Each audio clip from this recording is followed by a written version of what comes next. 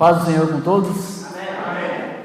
Irmãos, eu quero trazer uma palavra hoje que Deus falou comigo hoje no meu TSD, quando eu estava no tempo a sós com Deus, no meu quarto ali, e aí eu estava refletindo sobre essa semana que nós temos, não só essa semana, mas algumas semanas atrás, nós temos pegado mais fortemente em relação ao evangelismo na rua. E eu estava até comentando com o pastor Valdeci como muitas vezes, até teve um dia específico que eu só tomei fora dos irmãos. Chegava lá para abordar e o irmão não queria ouvir. E aconteceu isso por 4 vezes no mesmo dia. Eu falei, o que está acontecendo, com esse povo? Está acontecendo comigo alguma coisa? Está acontecendo com esse povo? Está acontecendo com o evangelho? O que está acontecendo, na verdade? E ali naquele momento de rejeição, aquele dia lá, eu fiquei muito pensativo, pensando sobre isso. Por que as pessoas não têm recebido o evangelho? Eu estou orando ali no meu quarto hoje, pensando sobre isso, falando, Deus, dá estratégia, dá algo a mais assim, que nós precisamos alcançar essas pessoas de alguma forma. E aí ele pegou e falou assim, mas nós precisamos alimentar as pessoas de dentro também. E ali eu fiquei pensando, eu falei, é verdade, porque muitas vezes, quem tem rejeitado a palavra de Deus, muitas vezes está aqui, no meio de nós. E eu falei, nossa, como é que é forte essa palavra? Quem é que pode ouvi-la? Uma palavra que Deus fala assim, que dentro da igreja dele, tem gente que não está, está desprezando a palavra dele. Eu falei assim, pregar isso não é fácil. Eu falei assim, tem que pregar isso mesmo? Ele falou, tem que pregar. Então, eu peguei, quando eu abri a Bíblia, já foi direto, assim, na lata, assim, pá! Eu falei, agora vai. Então, eu queria hoje, usando a palavra de Deus, nós estávamos refletindo sobre algo, sobre o que nós, como igreja, temos rejeitado, na verdade. O que nós podemos melhorar? O que nós somos? Quem é você? Quem é você na presença de Deus nesse momento? Eu queria que você descobrisse junto comigo algo que nós podemos ser ou não ser. Amém? Abra comigo em Deuteronômio, 5º livro da Bíblia, Deuteronômio, capítulo de número 11, verso de número 26. Vamos ler a palavra do Senhor. Vede que hoje eu ponho diante de vós a bênção e a maldição. A bênção, se obedecerdes aos mandamentos do Senhor, vosso Deus, que eu hoje vos ordeno. Porém, a maldição, se não obedecerdes aos mandamentos do Senhor, vosso Deus, mas vós desviardes do caminho que eu hoje vos ordeno, para seguirdes outros deuses que nunca conheceste. Feche seus olhos, vamos orar. Senhor Deus maravilhoso, nós estamos na Tua presença, Senhor, e pedimos a Tua graça sobre nós. Abra nosso entendimento, Pai. Abra, Senhor, os nossos ouvidos, Pai, os nossos corações para ouvir a Tua palavra, Pai. Que nós venhamos sair daqui diferente da forma como entramos, Pai. Que venhamos sair daqui, Senhor, impactados com a Tua palavra. No nome de Jesus. Amém. Querido, aqui o texto começa dizendo sobre algo muito forte. É uma proposta divina de Deus olhando para os seus servos, o povo de Israel, e Ele fala o seguinte: eu ofereço a vocês a bênção e a maldição. Deus não empurra a goela abaixo a ninguém, mas Ele faz uma proposta. Qual que vocês escolhem? Vocês querem ser malditos ou abençoados? E ali Ele dá uma síntese, Ele fala assim, se vocês quiserem ser abençoados, guardem os meus mandamentos. Se vocês querem ser honrados diante de mim, se vocês querem viver, ter bênção, viver uma vida digna, obedeçam os meus mandamentos. Se vocês não querem, se vocês querem ser malditos diante da minha presença, desobedeçam. Recusem o que eu tenho a dizer a vocês. Basta isso. A proposta que Deus dá é cara ou coroa. Ele não dá um meio termo, são 2 extremos. Ou é a bênção, ou é a maldição. Qualquer um que você desencaixe de um, você automaticamente cai no outro. Se você por acaso recusa a bênção, automaticamente você cai na maldição. Se você aceita a maldição, automaticamente você rejeita a bênção. Não tem como você ficar a meio termo. Eles são 2 extremos. Ou é a bênção, ou é a maldição. Então nós ficamos olhando, e o povo de Israel olhando tudo aquilo lá, e eu fico imaginando agora, nós, como igreja, Deus olhando para vocês e falando, vocês querem a bênção ou a maldição? Obviamente, nós no nosso pensamento, você já deve estar respondendo aí no seu lugar, eu quero a bênção. Só que muitas vezes nós queremos a bênção da boca para fora, é fácil. Da boca para fora dizer assim, eu quero a bênção do Senhor, é fácil. Só que muitas vezes, na nossa prática, nós estamos dizendo uma outra resposta para Deus, diante desse convite. Você quer a bênção ou a maldição? Eu quero a bênção, mas age como se quisesse a maldição. Só que Deus está olhando as suas atitudes, porque Ele não está esperando uma resposta verbal sua. está esperando uma resposta de atitude. Vocês querem a bênção ou a maldição? E aí ele chega e ele dá essa advertência. E nós pensamos assim, o que Deus quer fazer com isso? Ele não dá uma possibilidade de um meio termo, por exemplo. Na verdade, a Bíblia lá em Apocalipse, quando fala de meio termo, ela fala assim que vomitar-te-ei da minha boca. Não tem meio termo. Se você negou um, você cai no outro automático, você é vomitado. Ele não dá uma alternativa C, é A ou B, ou é sim ou não. A Bíblia fala assim, ser o crente, sim, sim, não, não. O que proceder disso é maligno, automaticamente você cai. Olha só, a Bíblia está dizendo algo para nós e Jesus, a verdade, a proposta de Deus aqui é simples, é separar os malditos dos abençoados. A Bíblia fala lá em Mateus 25:33, que naquele dia, no grande dia do juízo, ele colocará a mão direita as ovelhas e colocar do lado esquerdo os bodes. Ele dirá às ovelhas, entrai no gozo do seu Pai, e olhar para os bodes e falar assim, apartai de mim, malditos, para o fogo eterno. Deus quer fazer uma distinção dos abençoados, daqueles que querem a bênção, daqueles que são filhos de Deus, daqueles que são ímpios e pecadores. Deus sempre quis fazer isso o tempo todo. Desde o começo da história, Deus separa um povo para ser dele. Assim como existe essa separação, essa distinção dessas cadeiras, desse povo, para esse povo, assim Deus quer separar o joio do trigo. Jesus fala assim, que no meio do trigo, Ele semeou o joio no meio do trigo, e ele cresceu, e cresceram juntos. E Deus falou o seguinte, mas haverá um dia que há de se separar um do outro, eles amarrarão o joio e lançarão no fogo. Farão montões e montões de joio e lançarão no fogo. É uma separação entre os verdadeiros adoradores e os falsos adoradores. Entre os verdadeiros cristãos e os falsos cristãos. O que essa parábola está querendo dizer para nós é algo simples. Que existe no meio do povo de Deus, povo que não é de Deus. Quando você pega a história de Israel, quando eles estão saindo do Egito, acontece algo incrível. Você vê falar de um certo tipo de pessoa chamado vulgo. Vulgo são pessoas que Moisés chama o povo de Israel para sair do Egito. Algumas pessoas vão no embalo. E elas vão seguir naquele embalo. Não, eu também vou sair do Egito, também vou sair. Vários povos que estavam ali, escravizados junto com o povo hebreu, eles saem junto e vão embora junto. Só que Deus os mata no meio do caminho, porque eles estavam ali, mas não queriam seguir o que estava sendo proposto ali pelas leis. Eles estavam ali no meio do povo hebreu, estavam ali enxertados no meio, camuflados, porém não eram daquele povo. Deus separou, Deus matou, amaldiçoou, porque eles estavam ali e eles não eram. E a proposta de Deus é exatamente essa, para nos mostrar quem nós somos, quem nós estamos sendo. Nós como igreja aqui nesse dia, quem nós somos, qual posição nós escolhemos. Porque a consequência de você escolher a parte maldita ou recusar a bênção de Deus, ela é algo fora de série. A responsabilidade de você tomar a posição e ter o peito para dizer assim, eu quero a maldição, é algo muito perigoso, mas a responsabilidade é sua. Se você disser que você quer a bênção, a responsabilidade também é grande, é sua. Você tem que assumir aquilo. Porque se você não assumir aquilo, você já cai automaticamente na maldição. Agora, aqueles que aceitaram a maldição, a escolha é muito terrível.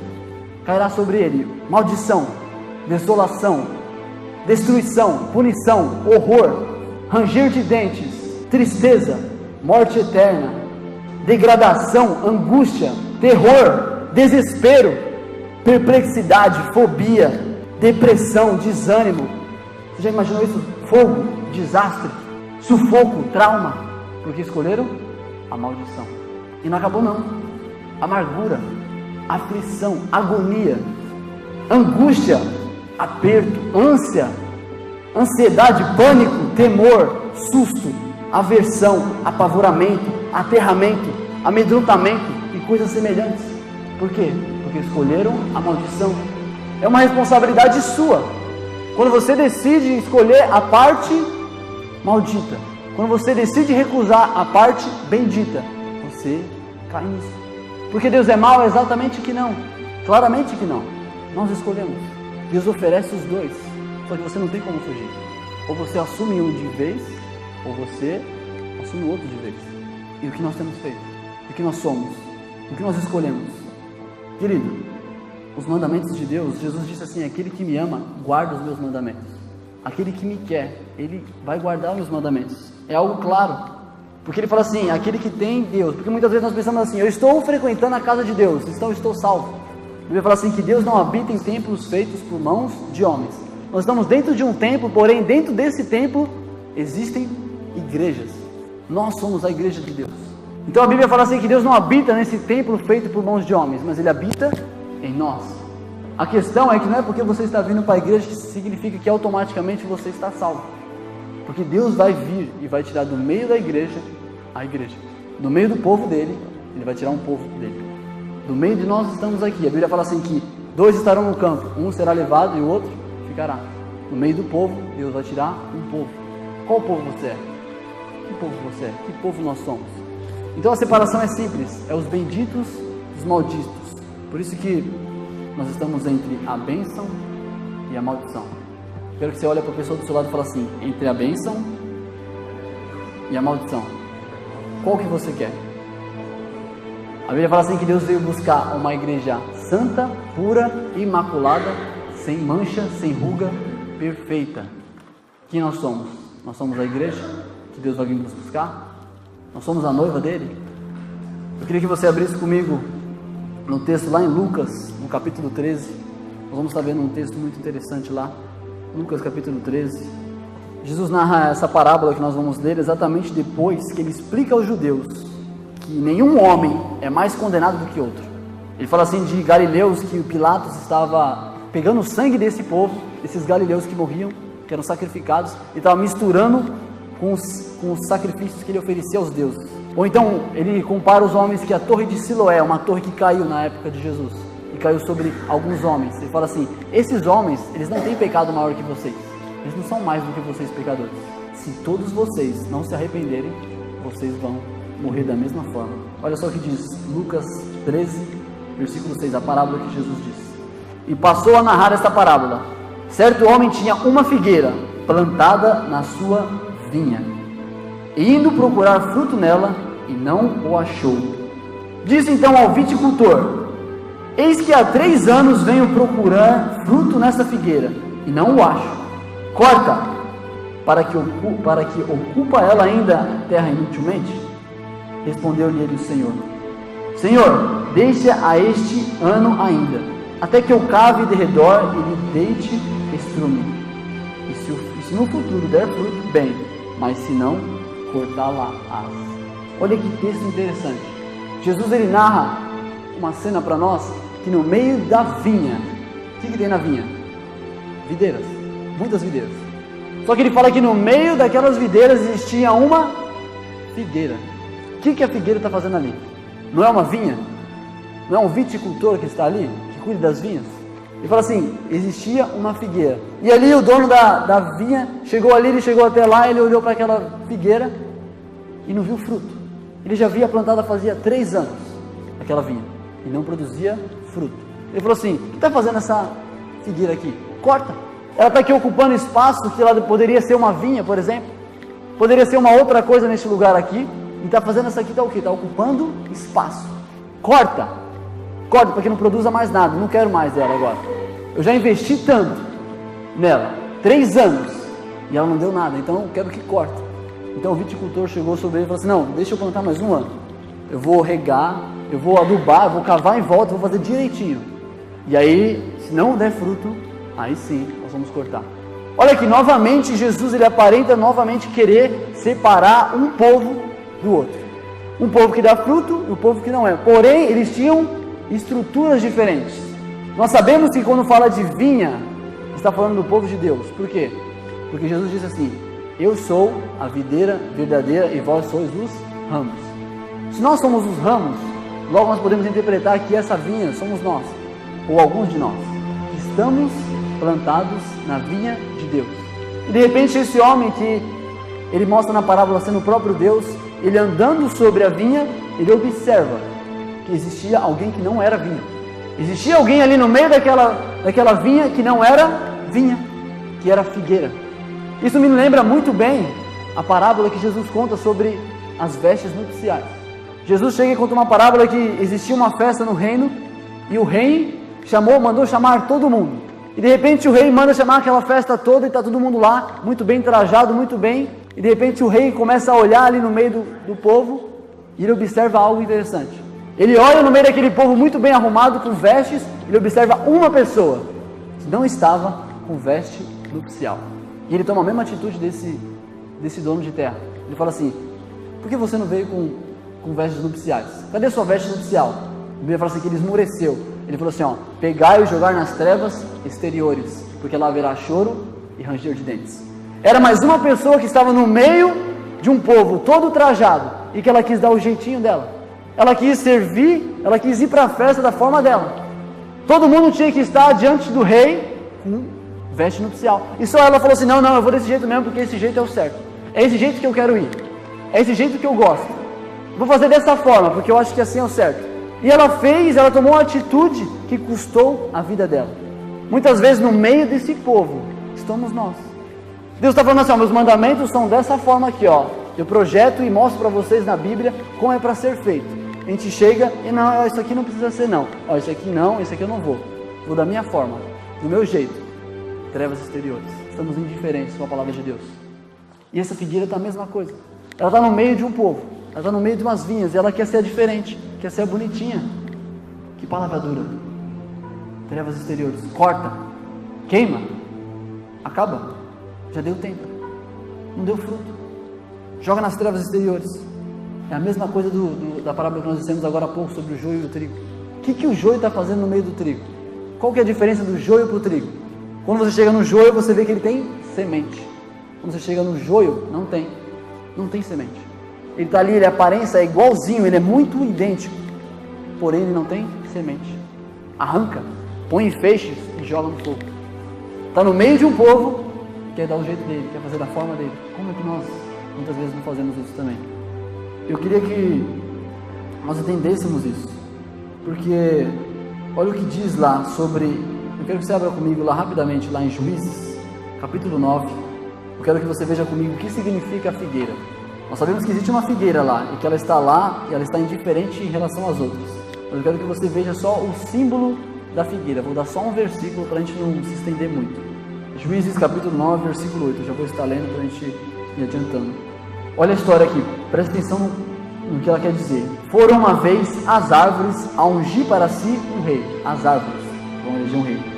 E disseram à oliveira: reina tu sobre nós. Mas a oliveira lhe respondeu: deixaria eu a minha gordura que Deus e os homens em mim prezam ou gostam, para ir balouçar sobre as árvores? Então disseram as árvores à figueira. Ela não quis, então vamos para outra. Figueira: vem tu e reina sobre nós. Mas a figueira lhe respondeu: deixaria eu a minha doçura, o meu bom fruto, para ir balouçar sobre as árvores? Disseram então as árvores à videira: vem tu e reina sobre nós. Mas a videira lhe respondeu: deixaria eu o meu mosto, que alegra a Deus e aos homens, para ir balouçar sobre as árvores?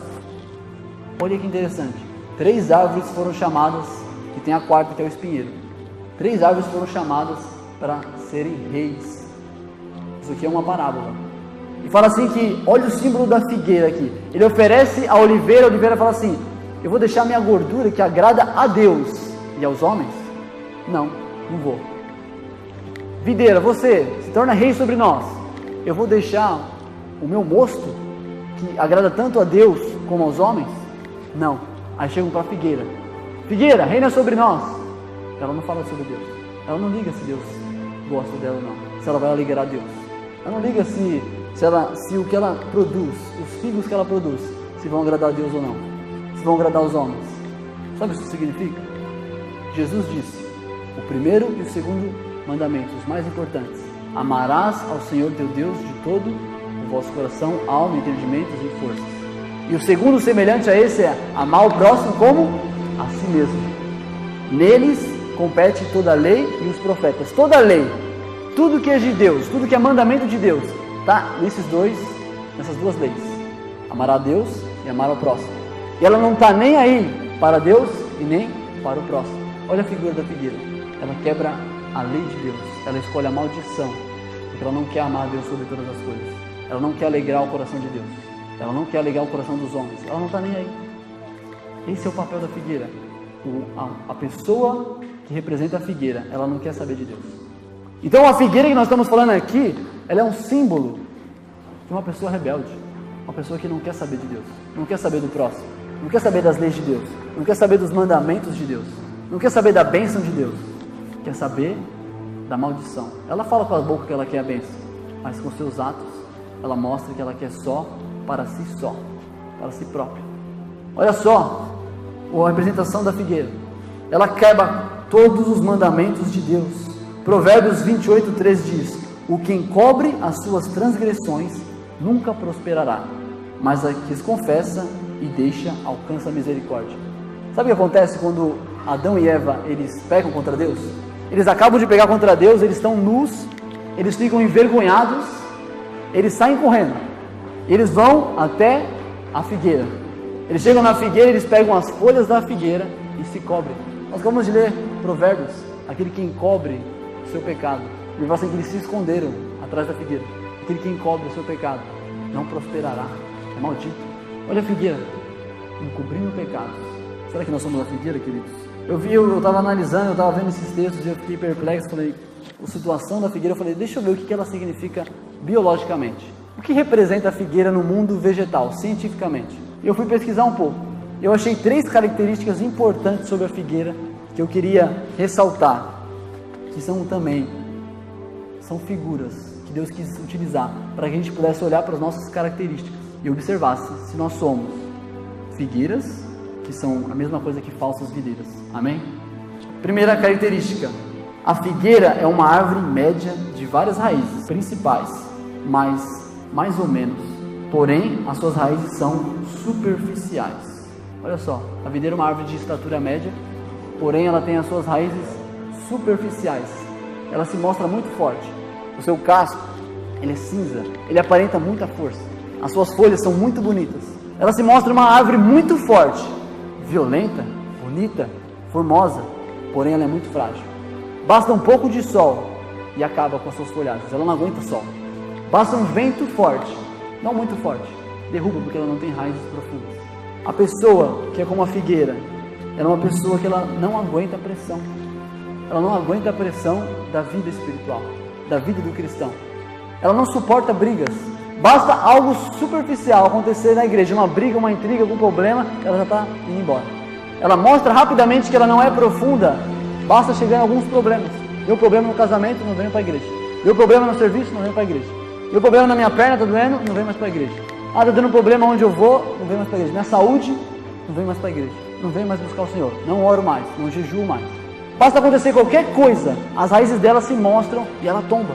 Ela cai, ela não resiste. Ela é fraca, ela é frágil, ela é sensível.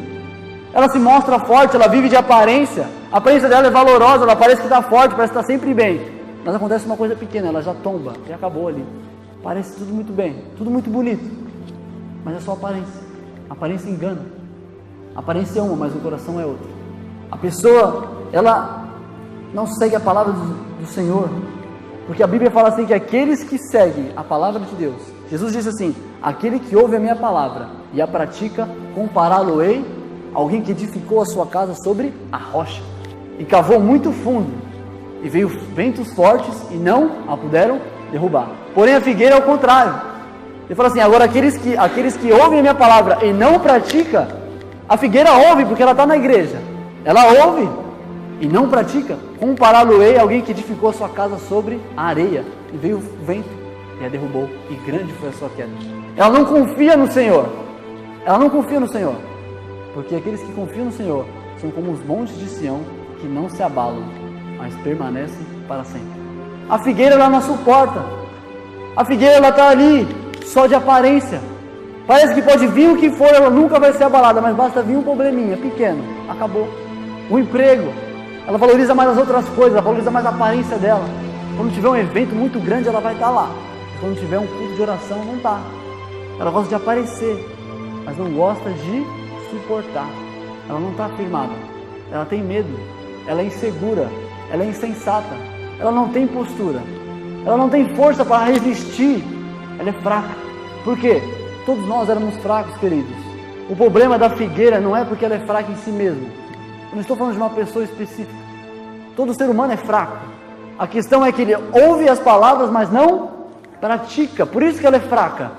Então, olha só. A figueira, ela é fraca, ela é superficial. Basta um pouquinho de sol, um pouquinho de coisa, já destroça ela inteirinha.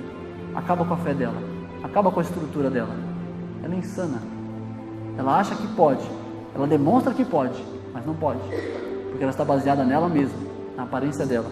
Segunda característica, a figueira, ela produz uma substância tóxica chamada látex. Ela é contaminada internamente, como todos os seres humanos antes de conhecer a Jesus. Ela tem uma estrutura dentro dela tóxica, chamada látex. Faz mal, intoxica. Ela está ali, ela está ali muito bem por fora, mas por dentro dela está andando, está bombeando, está andando pelas suas veias, pelo seu coração, pela sua mente, coisas perversas. Ela está aqui, ela está ouvindo a palavra, ela está ali, ela está vendo alguém fazer alguma coisa, ela está maquinando o mal o tempo todo. Ela está ali, ela está transpirando o mal, ela está querendo fazer o mal. E pior, ela não só tem o mal dentro de si, querendo aflorar o tempo todo, mas ela também produz isso. E quem está com ela é envenenado juntamente. Ela tem desânimo, ela não tem força, ela é fraca. E internamente dela, ela não tem postura de responsabilidade. Ela quer andar firme, pode até querer, mas ela é superficial, é momentâneo. Ela pensa um dia, ela aquela alvoroçada, levanta, eu quero fazer isso aqui, hoje eu vou e tal, e de repente não vou fazer, não, acho que não merece tanta atenção assim. Ela é contaminada em si mesma, a estrutura dela ela é bonita por fora, mas é podre por dentro. É um sepulcro caiado, é igual os fariseus. Muito bonito por fora, fala muito bonito, vai nas praças, dá saudação para todo mundo, mas por dentro está podre.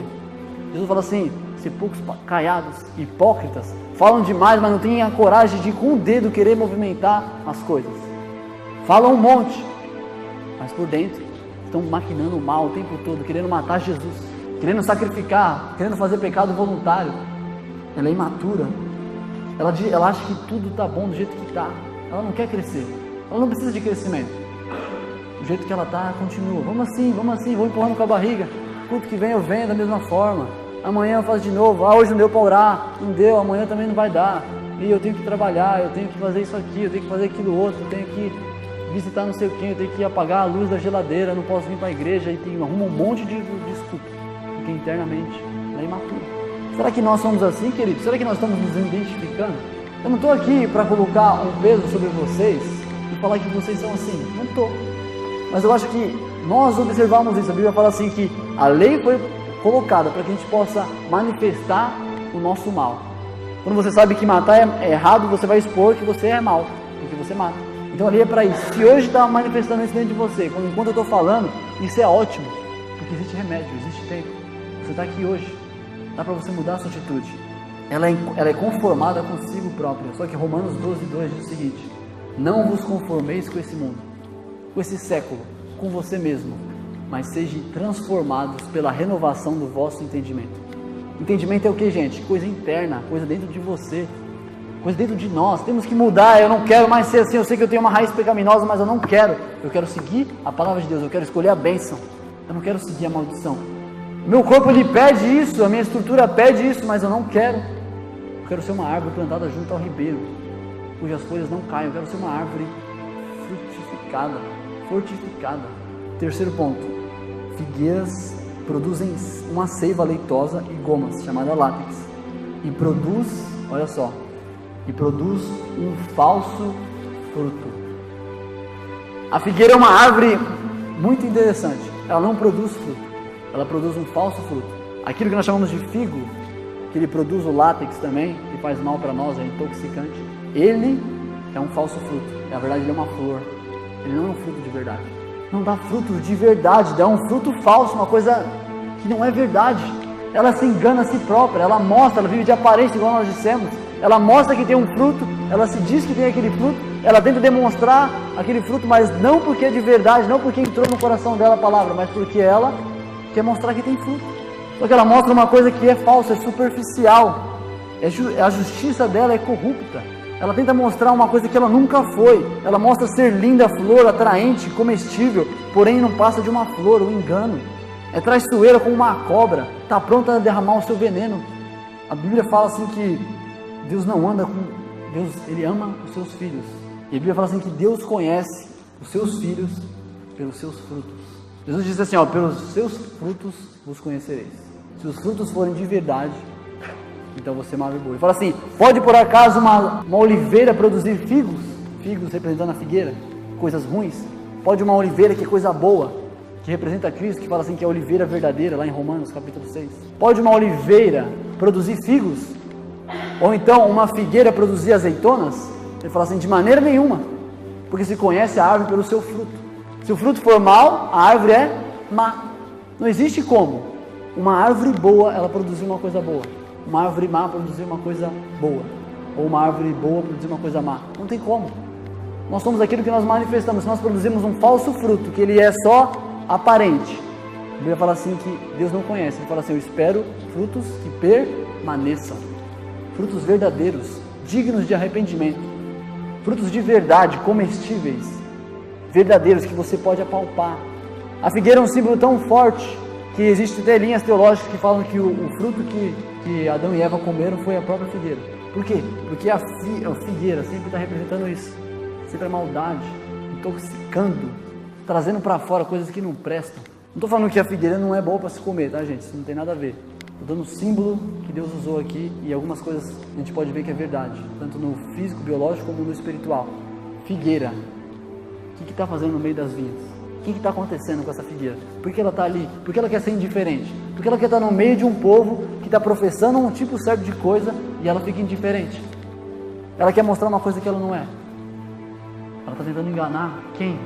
Então, queridos, Jesus ele tanto odiou, porque a figueira ela trabalha de uma seguinte forma. Primeiro ela dá os frutos e depois vem as folhas. Ela é diferente das árvores comuns que nós conhecemos.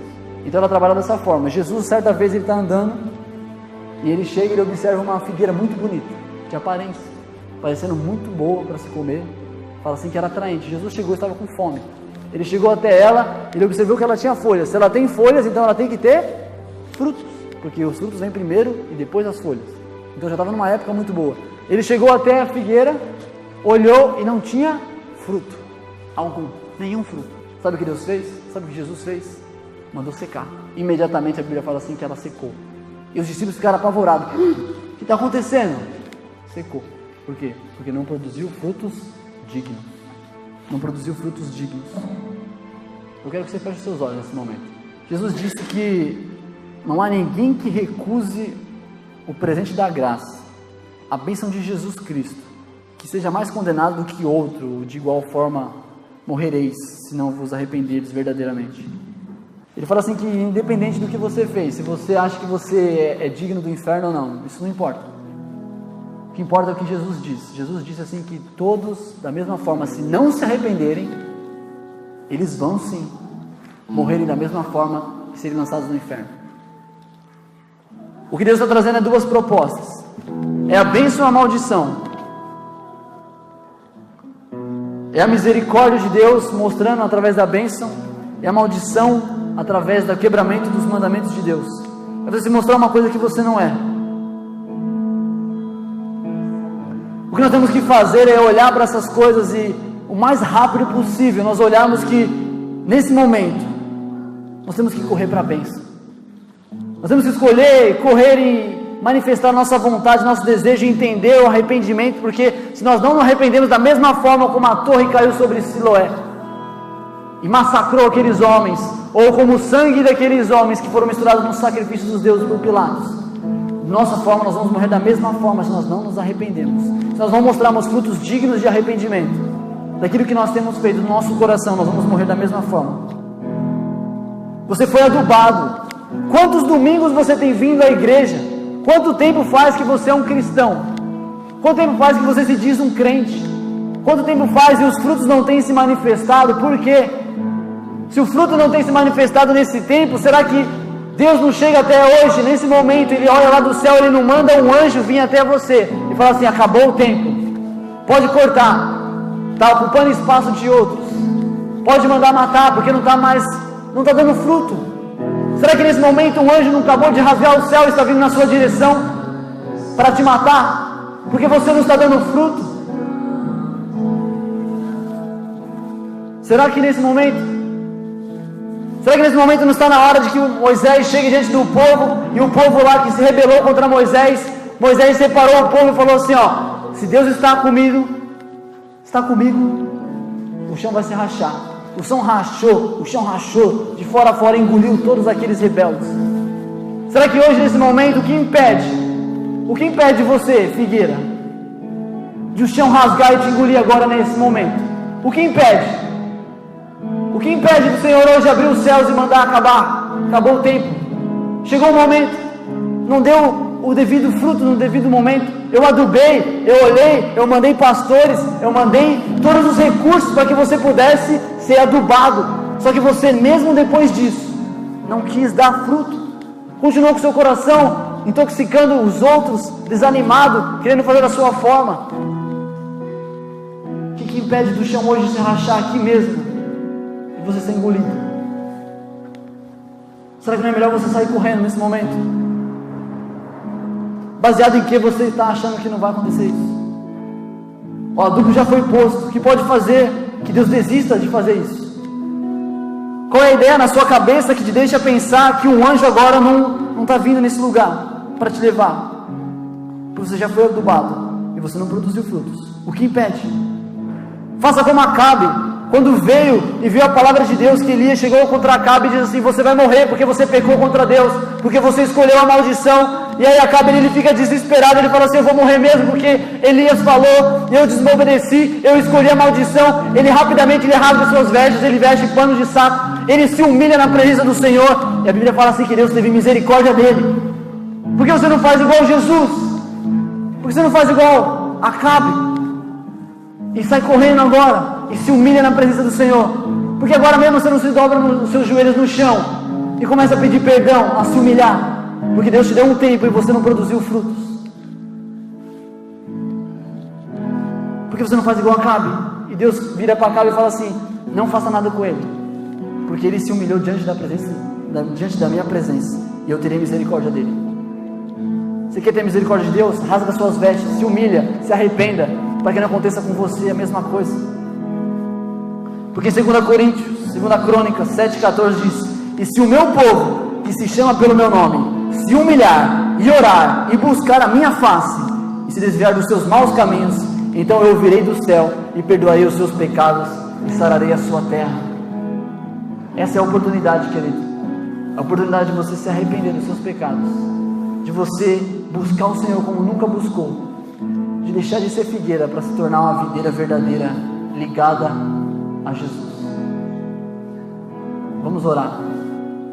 Senhor Jesus maravilhoso, a Tua palavra foi manifestada, Senhor.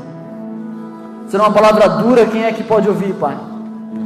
E nós estamos aqui, Senhor, com nossos corações diante da Tua presença, pedindo perdão, Pai, misericórdia, Pai. Eu não sei, Pai, o que tem passado pela cabeça dos Teus filhos, Pai, mas nós temos muitas vezes rejeitado, sim, escolhido a maldição no lugar da bênção. Eu peço no nome de Jesus que o Senhor venha, Senhor, trazer o convencimento do pecado, da justiça e do juízo, Pai, para que a gente possa parar de ser criança na fé, Senhor. Parar, Senhor, de achar e levar com a barriga a fé, Senhor, como se fosse mais alguma coisa, como se outras coisas, como se nosso marido, como nossa esposa, como se o nosso desejo interno seja mais importante do que a Tua verdade, Senhor. Porque muitas vezes, Senhor, nós decidimos, Senhor, quebrar os Seus mandamentos e escolher a maldição. Senhor, nós pedimos perdão nesse momento, Pai, mas, Senhor, traz o nome de Jesus, Senhor, hoje, Senhor, distinção entre o Teu povo, Pai, e os perversos, Pai. No nome de Jesus, mostra essa palavra, faz o Teu povo entender, Senhor, que nós precisamos de frutos dignos de arrependimento, Pai, antes que seja tarde, porque hoje pode ser a nossa morte, Senhor. Porque o agricultor, o dono da fazenda, já nos adubou, e nós estamos prestes a ser cortados, Pai. Senhor, no nome de Jesus, traz o verdadeiro arrependimento sobre a Tua igreja, para que nós possamos, Senhor, alcançarmos a Tua misericórdia, Pai, porque nós largamos os nossos maus caminhos e alcançamos a Tua doce benevolência, graça, dada por presente por Cristo Jesus. No nome de Jesus que eu oro e te agradeço. Amém. Glória a Deus.